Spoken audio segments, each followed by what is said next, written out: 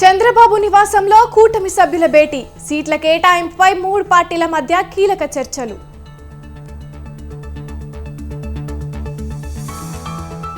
భద్రాద్రి ఆలయంలో రేవంత్ రెడ్డి, సీతారాములకి ప్రత్యేక పూజలు.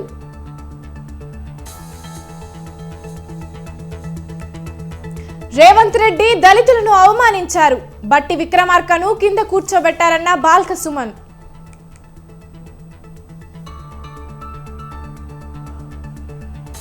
సిద్ధాంతం లేని పార్టీలన్నీ ఒక్కటయ్యాయి, గతంతో పోలిస్తే వైసీపీ బలం ఇంకా పెరిగిందన్న కాకాని.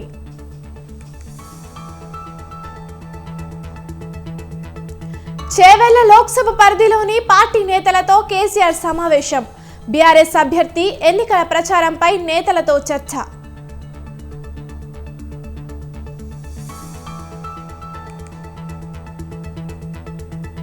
ద్వారకా ఎక్స్ప్రెస్ వేపై ప్రధాని రోడ్ షో, 18 రాష్ట్రాల జాతీయ రహదారులను ప్రారంభించిన మోదీ.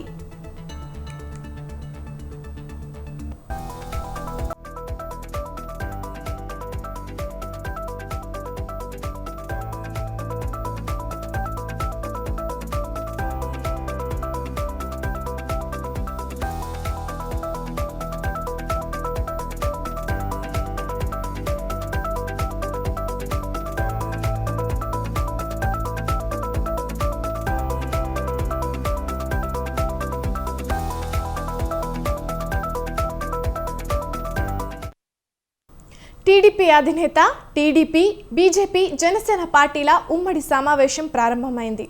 ఉండవల్లిలోని టీడీపీ అధినేత చంద్రబాబు నివాసంలో సమావేశం జరుగుతోంది. బీజేపీ, జనసేన నేతలు హాజరయ్యారు. టీడీపీ నేతలు అచ్చెన్న, అనగాని, గొట్టిపాటి రవి, బీజేపీ నేతలు షేఖావత్, జయంత్ పాండా కూడా పాల్గొంటున్నారు. జనసేన అధినేత పవన్ కళ్యాణ్ కూడా చంద్రబాబు నివాసానికి చేరుకున్నారు. సీట్ల సర్దుబాటు, అభ్యర్థుల ఖరారుపై కసరత్తులు చేస్తున్నారు.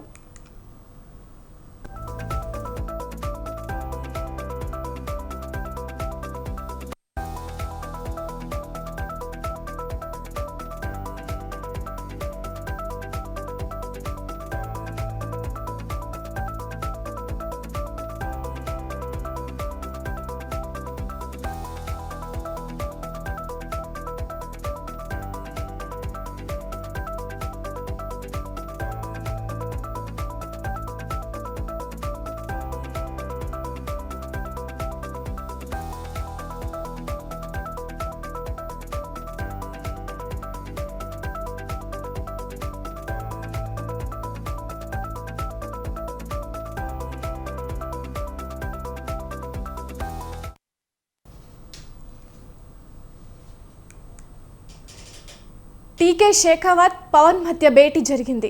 మొత్తం 30 అసెంబ్లీ స్థానాల్లో జనసేన, బీజేపీ ఎక్కడెక్కడ పోటీ చేయాలనే అంశంపై చర్చించారు. Paderu, Visakha north, P Gannavaram, Kakinada urban, Unguturu, Kadiri, Madanapalle, Kalahasti, Kaikaluru నియోజకవర్గాల్లో పోటీ చేస్తామనే ప్రతిపాదనను బీజేపీ పెట్టినట్టు సమాచారం. ప్రతిపాదిత స్థానాల్లో నుంచి 6 స్థానాల్లో బీజేపీ పోటీ చేసే అవకాశం ఉంది. ఎవరెవరు ఎక్కడి నుంచి పోటీ చేయాలనే అభిప్రాయానికి బీజేపీ, జనసేన వచ్చినట్లు తెలుస్తోంది. ఇవాళ చంద్రబాబుతో భేటీలో సీట్ల సర్దుబాటుపై షేఖావత్, పవన్ కళ్యాణ్ చర్చించనున్నారు.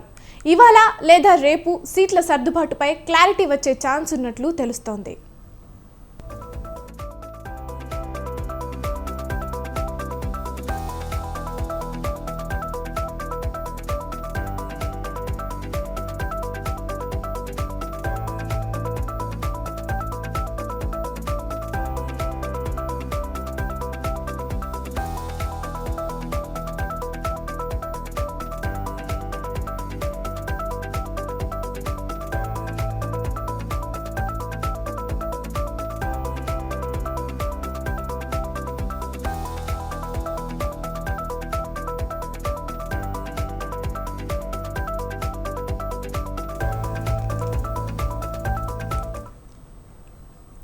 టీడీపీ అధినేత, టీడీపీ, బీజేపీ, జనసేన పార్టీల ఉమ్మడి సమావేశం ప్రారంభమైంది.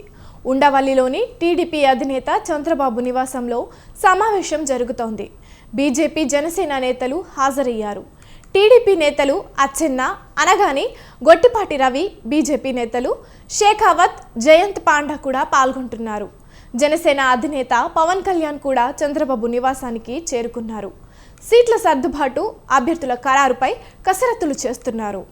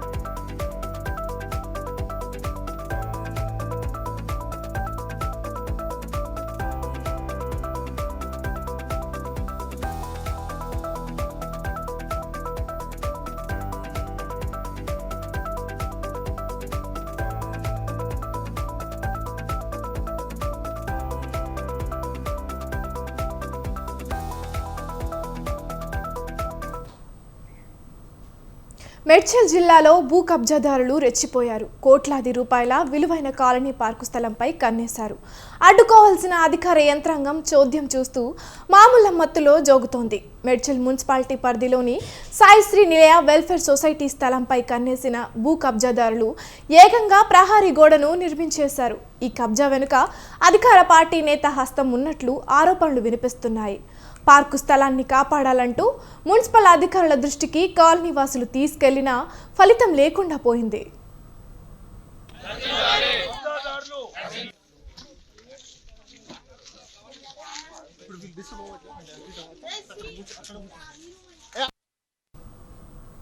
ఆరేళ్ల క్రితం సాయి శ్రీ నిలయ వెల్ఫేర్ సొసైటీ పేరిట సర్వే నెంబర్ 873-882లలో 2015లో 256 ఫ్లాట్లతో లేఅవుట్ వేశారు. 1970 గజాల స్థలాన్ని పార్కు కోసం కేటాయించారు. అయితే ఈ స్థలంలో 400 గజాల స్థలాన్ని ఆక్రమించుకొని ప్రీకాస్ట్ వాల్ నిర్మాణానికి పూనుకున్నారు కబ్జాదారులు. ఇదే విషయాన్ని మున్సిపల్, రెవెన్యూ, పోలీసు అధికారులకు కాలనీవాసులు ఫిర్యాదు చేసినా ఫలితం లేదు. దీంతో నిమ్మకు నీరెత్తినట్లు వ్యవహరిస్తున్న అధికారుల తీరును నిరసిస్తూ కాలనీవాసులు పార్కు స్థలం వద్ద ఆందోళన చేపట్టారు.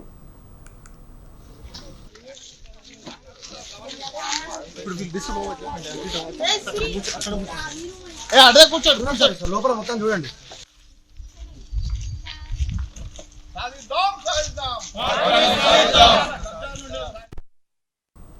ట్విస్ట్ ఏమంటే రాత్రికి రాత్రే నిర్మాణం చేపట్టిన పార్కు స్థలాన్ని అక్రమ పద్ధతిలో 3 పేరిట రిజిస్ట్రేషన్ చేసేశారు. 3 డాక్యుమెంట్లు మారినట్లు సమాచారం. మంచిర్యాలకు చెందిన కౌన్సిలర్ దీన్ని కొనుగోలు చేసినట్లు తెలుస్తోంది. భూ కబ్జాలపై ప్రత్యేక దృష్టి సారిస్తున్న సీఎం రేవంత్ పార్కు స్థలాన్ని కాపాడాలని కోరుతున్నారు కాలనీవాసులు.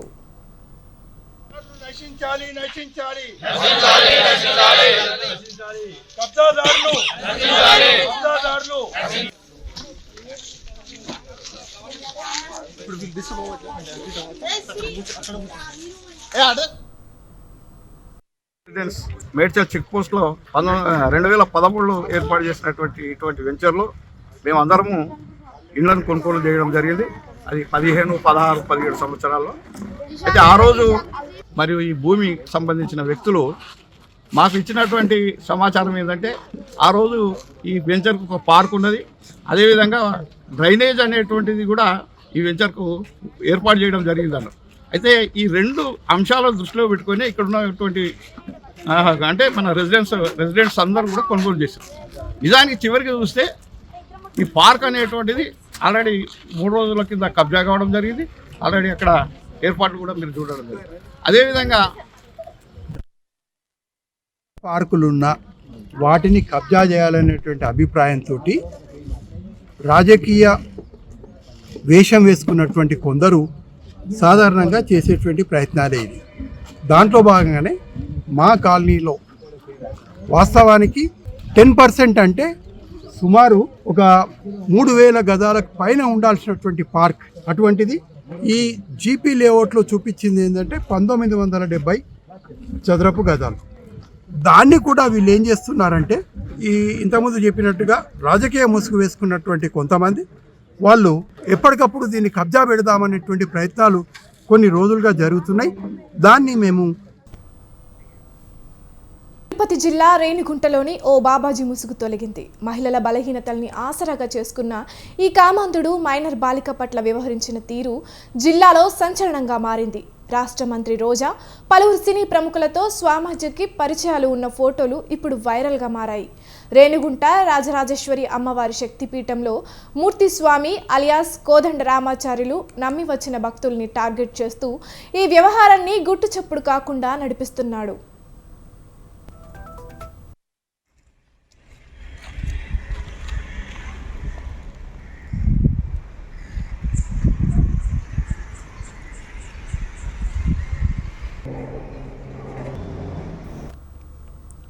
తిరుపతిలో 9వ తరగతి చదువుతున్న ఓ మైనర్ బాలిక షఫీ అనే వ్యక్తితో ప్రేమ వ్యవహారం నడుపుతోంది. షఫీ ఈమె నుండి నగదు బంగారం కాజేశాడు. దీంతో బాలిక తల్లిదండ్రులు స్వామిని కలిశారు. ఆ స్వామీజీ బాలిక పట్ల అసభ్యకరంగా వ్యవహరించాడు. పాపకు కొన్ని ప్రత్యేక పూజలు చేయాలంటూ అసభ్యకరంగా ప్రవర్తించాడు. ప్రత్యేక పూజలంటూ అర్ధరాత్రి వరకు తన వద్దనే ఉంచుకున్నాడని తల్లిదండ్రులు చెబుతున్నారు. ఎవ్వరికీ చెప్పవద్దంటూ భయభ్రాంతులకు గురి చేశాడు. దీంతో మొత్తం వ్యవహారం బట్టబయలైంది.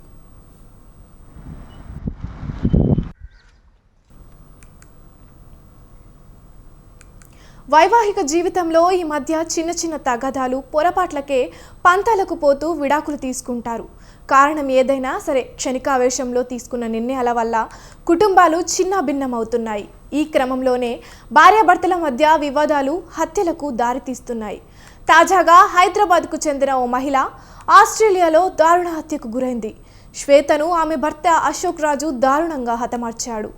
విక్టోరియాలోని బక్లీలో ఈ ఘటన చోటు చేసుకుంది.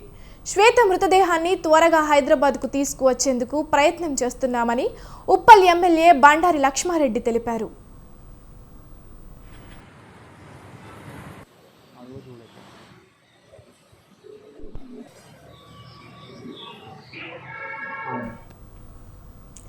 హైదరాబాద్ ఏఎస్ రావు నగర్కు చెందిన శ్వేత అదే ప్రాంతానికి చెందిన అశోక్ 5 ఏళ్ల క్రిందట ప్రేమ వివాహం చేసుకున్నారు. కులాలు వేరు కావడంతో వీరి పెళ్లికి ఇరు కుటుంబాలు అంగీకరించలేదు. వివాహానంతరం ఉద్యోగరీత్యా శ్వేత అశోక్ రాజు ఆస్ట్రేలియా మిర్కావేలోని పాయింట్ కుక్లో నివాసం ఉంటున్నారు. వీరికి 3 ఏళ్ల కుమారుడు ఉన్నారు. కొన్నాళ్లుగా భార్యాభర్తల మధ్య తరచూ గొడవ పడేవారు. వీరిద్దరి మధ్య గొడవ తారస్థాయికి చేరడంతో అశోక్ ఆగ్రహంతో శ్వేతకు కత్తితో పొడిచి హత్య చేశాడు. హత్య అనంతరం మృతదేహాన్ని విక్టోరియాలోని బక్లీ రోడ్డు పక్కన ఉన్న చెత్తకుండీలో పడేశాడు. మరుసటి రోజు తన కుమారుడిని తీసుకొని అశోక్ హైదరాబాద్కు వచ్చాడు. కుమారుడిని శ్వేత తల్లిదండ్రుల వద్ద వదిలిపెట్టి ఆస్ట్రేలియాకు తిరుగు పయనమయ్యాడు.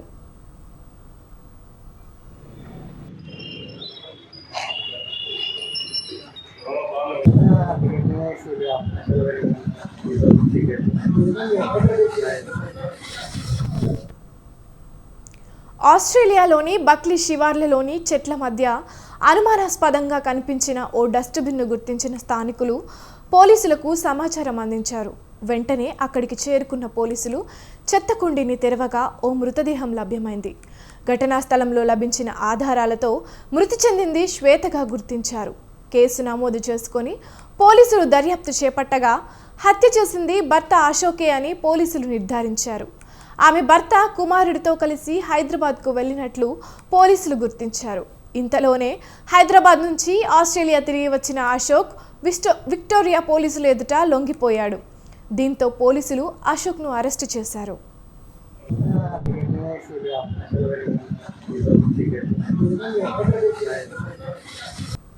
ఎన్నికల బాండ్ల వ్యవహారంలో భారతీయ స్టేట్ బ్యాంకుపై సుప్రీంకోర్టు తీవ్ర అసంతృప్తి వ్యక్తం చేసింది. గత 26 రోజులుగా ఏం చేశారంటూ ఘాటుగా ప్రశ్నించింది. ఎన్నికల బాండ్ల వివరాలను వెల్లడి చేయడానికి గడువును జూన్ 30 వరకు పొడిగించాలంటూ ఎస్బీఐ దాఖలు చేసిన పిటిషన్పై విచారణ జరిపింది.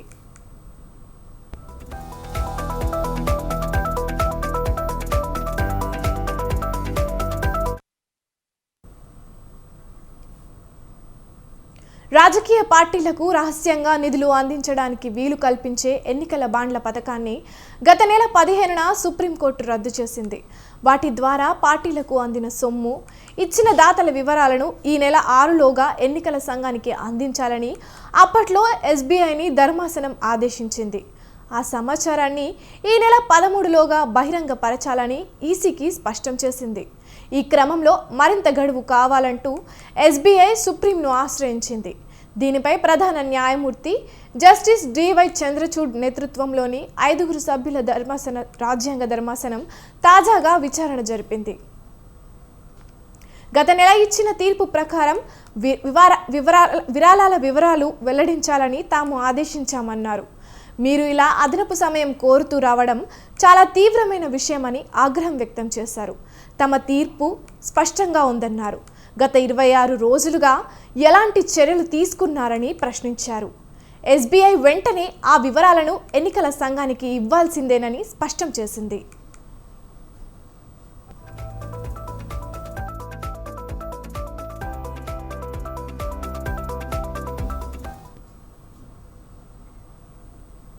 సినీ రంగంలో అత్యంత ప్రతిష్టాత్మకంగా పరిగణించే ఆస్కార్ అవార్డుల వేడుక అట్టహాసంగా జరిగింది.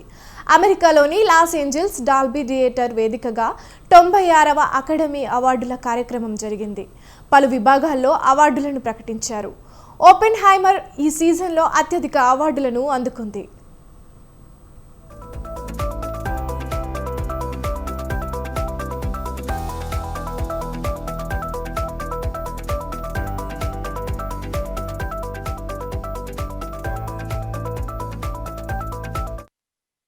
The Oscar goes to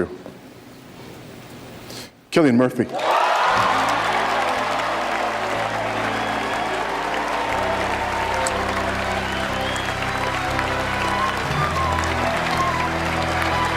This is the first Oscar win and nomination for Cillian Murphy.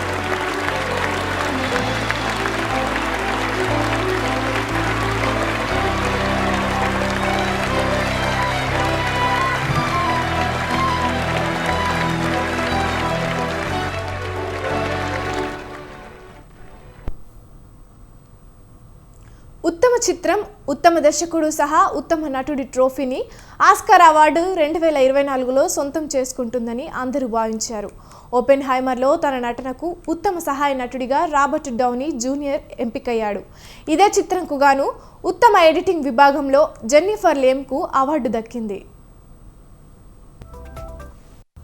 Poor Things సినిమాకు గాను best hair style and makeup Nadia Stacey, Mark Coulier ఉత్తమ costume design, Holly Waddington best production design James Price, Shona హెత్కు అవార్డులు వచ్చాయి.